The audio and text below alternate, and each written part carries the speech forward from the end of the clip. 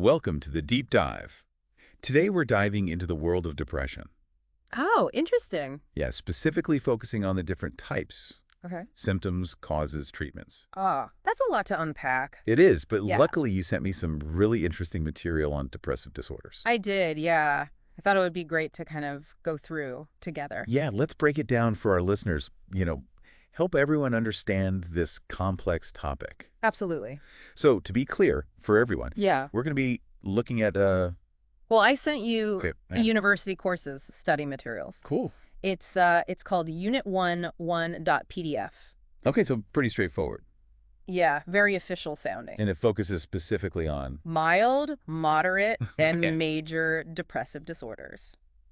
perfect. It gives a fascinating look into, Yeah. the spectrum of depressive experiences. And I thought it was really interesting that the material kind of starts off by saying, Mm-hmm. okay, we all experience sadness. Like, that's a normal human emotion. Yeah, for sure. But then it's like, okay, Yeah. when does that sadness Mhm. become something more serious? That is the million-dollar question, Yeah. right? And I think the material does a really good job of helping us draw that line, Okay, because clinical depression, it's Wow. not just a passing feeling of sadness. right. It's marked by, persistent feelings of hopelessness, loss of interest in things that you once enjoyed, Yeah. like noticeable changes in your appetite or sleep patterns, that kind of thing. And it can even manifest physically, right? Absolutely. I remember the source mentioning Mhm. unexplained aches and pains. Yes, and I think it's so important to remember that depression, Yeah. it affects your whole being, right? Your mind, your emotions, your body. Yeah. When those symptoms Yeah. become intense Right. and start impacting your daily life, that's when we're talking about a depressive disorder. And that's when it's like, okay, Exactly. this is something we should really address. Definitely. But, I thought it was really fascinating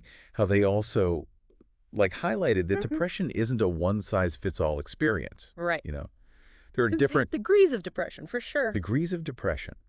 And I was surprised to learn about something called mild depression. Oh, interesting. Yeah.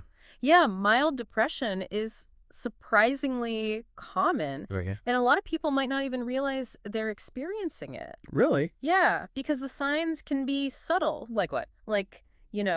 Difficulty concentrating, Okay. persistent fatigue, Uh-huh. or even those unexplained physical aches that we mentioned before. You know what? I was reading through that section and I was like, Yeah. wait a minute. Uh-huh. Some of those things sound familiar. Right. It really makes you stop and think. It does. And Yeah. that's why awareness is so important. Because even though the symptoms might seem, minor, Uh-huh. untreated, mild depression can escalate and become more severe over time. Oh, okay. So it can actually Good get for it. worse if Yeah. you just kind of ignore it. Absolutely. So we've got mild depression on one end of the spectrum, Mm-hmm. but the source material also talks about something called dysthymia, which seems to be on the opposite end in terms of Oh, yeah. Duration. duration, It's, how long it lasts. Exactly. So how would you describe dysthymia? Well, think of it as chronic low-grade depression. Oh, okay. So it describes it as, experiencing a depressed mood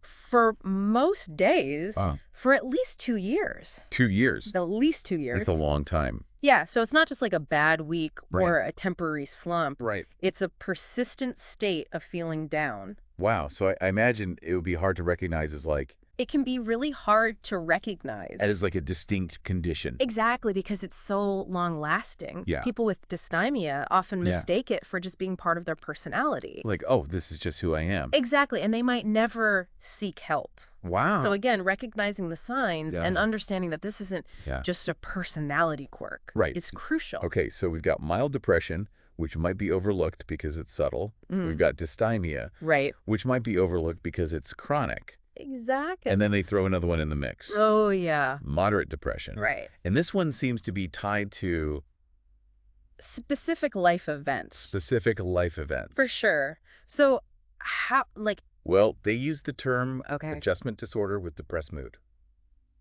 Okay, that sounds pretty official. It does sound very official. So what exactly does that mean? It's essentially what happens Yeah. when you experience a major life stressor. Okay. So that could be, Yeah. a job loss, a serious illness, Yeah. a relationship breakdown, Right. any other significant event. That throws you off balance. Exactly. It throws you off Like a balance. reactive depression. Exactly. It's like a reactive depression. Yeah, that makes sense. Right. Because if something major happens in your life, Yeah. it's natural to feel down. It's completely natural. So when does that natural response become a cause for concern? That's a good question. I think the key here is intensity and duration. Okay. It's one thing to feel sad or stressed after a difficult event. Right. But if those feelings become, overwhelming, Right. start interfering with your daily life. Okay. And don't fade after a reasonable amount of time. Mm-hmm. That's when it might be helpful to seek support. Okay. So the source material emphasizes that. Yeah. Even though moderate depression can be a natural reaction to Yeah. challenging circumstances, Yeah. it shouldn't be ignored. Right. So it's like acknowledging that. Exactly. Even though these experiences are normal, Mm-hmm.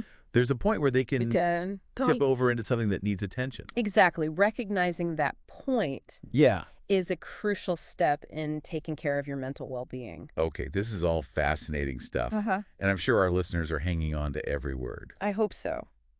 But before we move on to the The heavier topic. the heavier topic of major depression, Mm-hmm. let's come back to that after a quick break. Sounds good.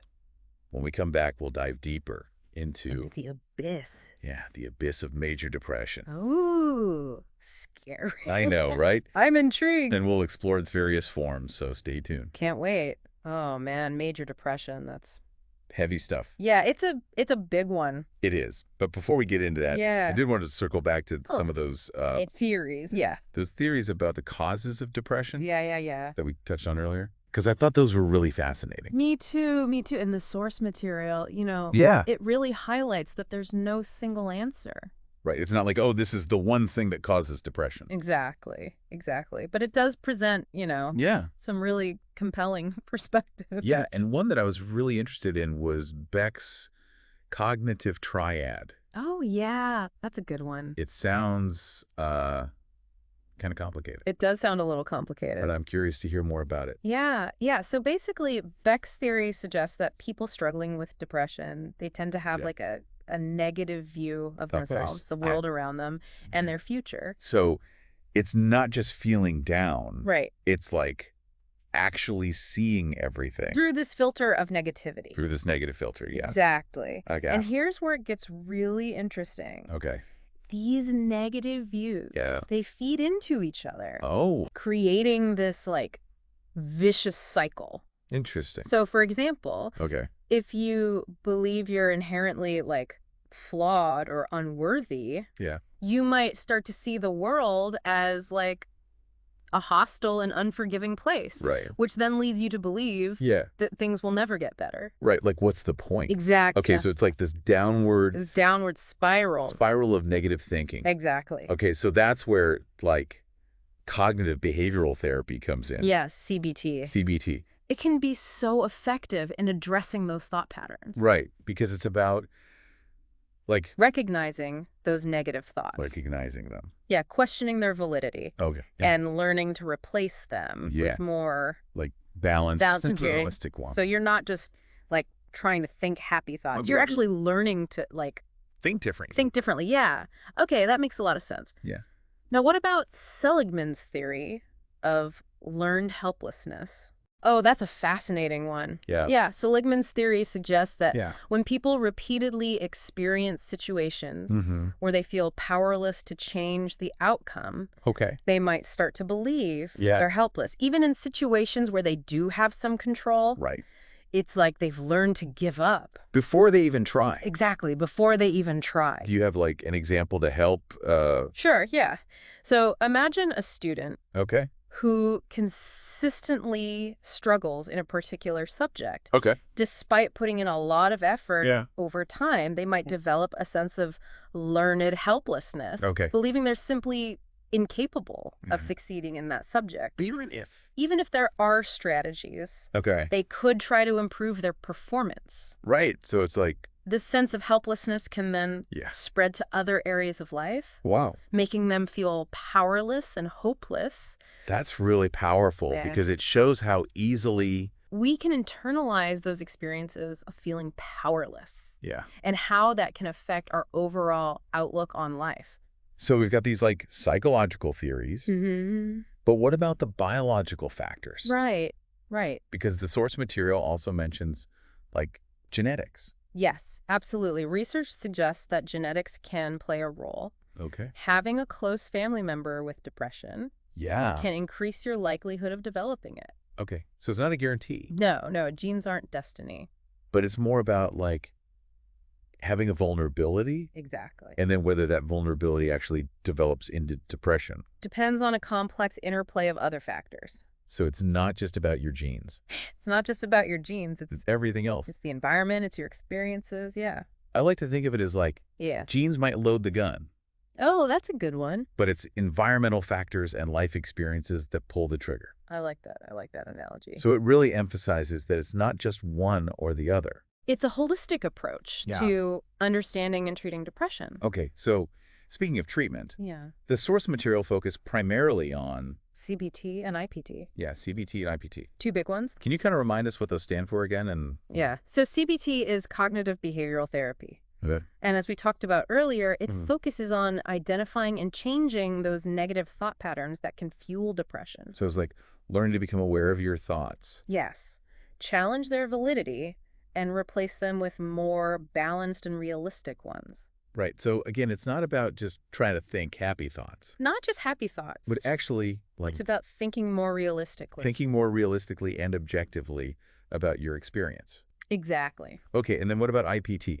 So IPT is interpersonal psychotherapy. Okay. And it focuses on addressing interpersonal problems that might be contributing to the depression. So like relationship problems. Yeah. For example, if you're struggling with grief, relationship conflicts, or social isolation, IPT can help you develop better coping mechanisms and communication strategies. To kind of navigate those challenges. So it's really looking at how our relationships impact our mental health. Exactly. Okay, so I'm thinking like CBT and IPT could work really well together. They do. They often because like, say, CBT could help you challenge negative thoughts about yourself. Yeah. Which might then make it easier to like address relationship issues. Address relationship issues in IPT. Exactly. They complement each other. They complement each other. It's not about choosing one over the other. It's about finding the combination. That works for you. Exactly. And of course, we can't forget about medication. Medication is important. Especially in cases of like moderate to severe depression. It can be really helpful. Absolutely. It's all about finding the right approach. That brings relief and supports your recovery. Could have said it better myself. This has been so insightful. I feel like we've covered so much ground. We have covered a lot. From the subtle signs of mild depression to these different subtypes. Yeah. And like, most importantly, the message that treatment is available. Treatment is available. And it's effective. And it's effective. That's the key. So before we wrap up, I do want to dive into the specifics. Yeah, the specific symptoms and subtypes of major depression. Yes, let's get into the nuances. Because that's where things get really interesting. Really interesting. Yeah, I'm excited to talk about that. Me too. And that's what we're going to cover right after this. Okay, so we're back and ready to like really get into this. Major depression? Yeah, major depression. A big one. Yeah, and I know before the break we were talking about the specifics. Yeah, like the specific symptoms and subtypes. Yes, exactly. Yeah. So let's dive into that. Okay, so major depression, it's serious. It goes way beyond just feeling sad or down. Like it impacts like everything. Yeah. Your thoughts, your feelings, behaviors. Wow. Even your physical health. And they even describe it as disabling. Disabling, which really emphasizes the profound impact it can have. Yeah, it's like a complete shift. It is. In how a person experiences the world. Exactly. Not just like a temporary nip in mood. And the symptoms, they extend far beyond just feeling low. So like what kinds of things are we talking about? So emotionally, feelings of worthlessness, inappropriate guilt, helplessness, hopelessness, and even self-hatred. Wow. So it's like these really heavy, intense emotions. Intense, heavy, negative emotions. It can permeate every aspect of a person's life. And then I imagine also like Manifests physically as well. physically. Yeah. So like fatigue, sleep disturbances, Okay. either insomnia or over. Oh, wow. So it can go either way. Either way. Okay. Significant changes in appetite. Huh? Unexplained aches and pains. So it's almost like the body is mirroring It is. what's happening in the mind. The turmoil that's happening in the mind. Wow. Okay. And then, Yeah. we were talking about these different subtypes. Yes, the So subtypes. major depression. Yeah. It's not, one size fits all. Right. There are these different subtypes. Tell us about those. Okay. So we have atypical depression, Okay. melancholic depression, Mm-hmm. catatonic depression, Okay. postpartum depression. Yeah. Seasonal affective disorder. Okay, so that's 5. 5 main ones. 5 main ones, and I know we touched on this a little bit earlier. Yeah. But I'd love to kind of go through each one in a little more detail. Yeah, let's do it. So, starting with atypical depression. Okay, so what's interesting about atypical depression Yeah. is that unlike Yeah, kind of yeah, the yeah. classic picture of depression, People with atypical depression might actually experience yeah, an increase in appetite and sleep. really? So they're eating more Yeah. and sleeping more. More than usual. That seems so counterintuitive. It does, right. Okay, so what else? They might also experience a heaviness in their limbs Oh, and it's be like- particularly sensitive to rejection. oh, wow. So it really is different It's a different presentation. from what we typically think of Exactly. with depression. Yeah. Okay, so what about melancholic depression? So melancholic depression is characterized by Yeah. a profound loss of pleasure Oh, wow. in almost all activities, Okay. even things the person used to enjoy. Okay. They might also experience a worsening of symptoms in the morning, Okay. early waking, significant weight loss. That sounds really debilitating. Yeah, it can be very debilitating. Okay, and then what about catatonic depression? So catatonic depression, it's pretty rare, Okay. but very severe Yeah. people with this type Yeah. might exhibit disturbances in their motor behavior. Okay. So ranging from complete immobility Okay. to like purposeless or even bizarre movements. Wow, that sounds intense. Yeah, can be quite intense. So we're getting into like The more severe end. this severe end, yeah. Yeah. Okay, so then postpartum depression. Postpartum depression. So this occurs after childbirth. Right. And it's important to note that this Yeah. is different from the baby blues, Okay. which are common after delivery. Right. Postpartum depression is a much more intense and prolonged period of depression. So it's not just like, the yeah. hormones are shifting. It's more than that. It's something more serious. Yeah, it can interfere with a mother's ability Yeah. to care for herself and her baby. Okay, that's really important to distinguish, Very important. especially for new moms who might be, Struggling. struggling and not sure what they're Sure, doing. exactly. Okay, so then last but not least, Seasonal affective disorder, Ute hand. SAD. Okay, and this is the one that's like, Often referred to as winter depression. depression. Yeah. Because people with SA experience depressive episodes Yeah. during the fall and winter months Okay. when there's less sunlight, Right, and that's the one that's linked to a lack of vitamin D. linked to vitamin D. Yeah. Reduced sunlight exposure Yeah. is thought to disrupt Yeah. the body's natural sleep-wake cycles and hormone production. Okay, so it's like messing with your Your circadian rhythm. circadian rhythm. Yeah. And that can contribute to those depressive symptoms. So we've got all these different types of depression.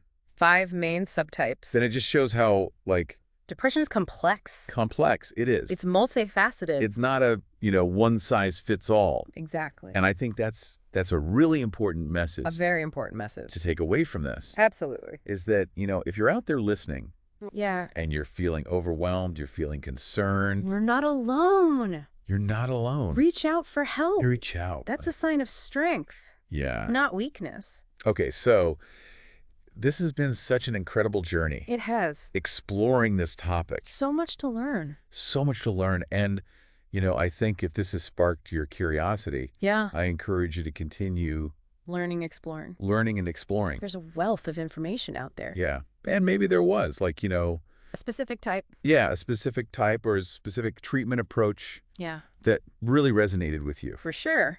And that's something you can kind of Dive deeper into on your dive deeper into. Yeah. And even if you, haven't experienced depression, Mm. I think understanding this whole spectrum Yeah. makes you more compassionate, Absolutely. more supportive friend, family member, colleague. It helps you understand what other people might be going through. Yeah, and I think that's really important. Very important. So thank you for joining us on this deep dive. Yes, thank you. We hope you found it insightful and empowering. I hope so. Until next time, stay curious and keep exploring. Bye, everyone.